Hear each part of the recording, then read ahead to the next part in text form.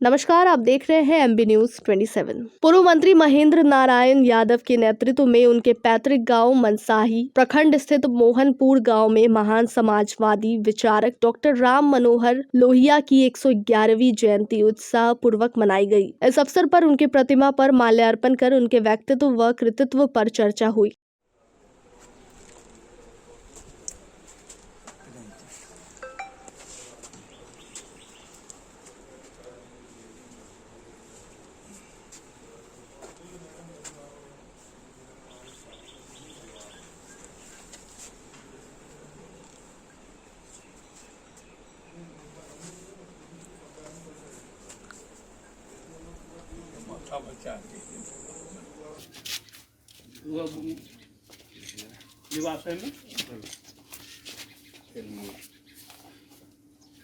Doctor Lohia अमर रहे, doctor Lohia अमर रहे, doctor Lohia अमर रहे।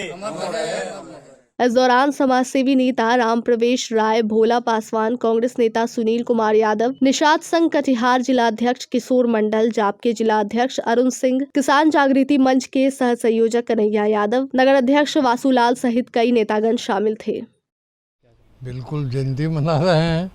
आज जो बात वो लिख के गए हैं, बोल के गए हैं, आज वो सच हो रहा है।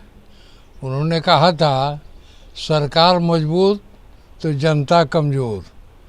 ये समझ में नहीं आता लोगों को, आप समझे।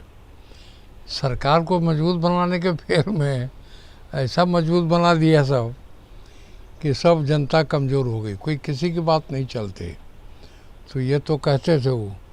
और दूसरा कि गैर कांग्रेस बात चलाया इन्होंने।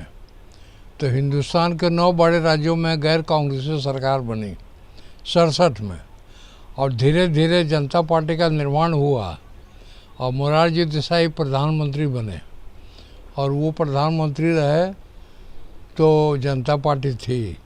लेकिन ये आरएसएस और संघ वाले लोग वो तभी से प्रयास कर रहे थे कि हम लोगों का प्रभाव रहे। ये जब बीपी सिंह आरक्षण लागू किया तो समर्थन वापस लेके तीसरा लाइन चल दिया, धर्म को जोड़ लिया वो अपने राजनीति में। आज वही चल रहा है। और धर्म होता है नशा, बस नशा चढ़ा दिया। जो जागृति आई थी लोगों में वो ठंडा पड़ गया अभी।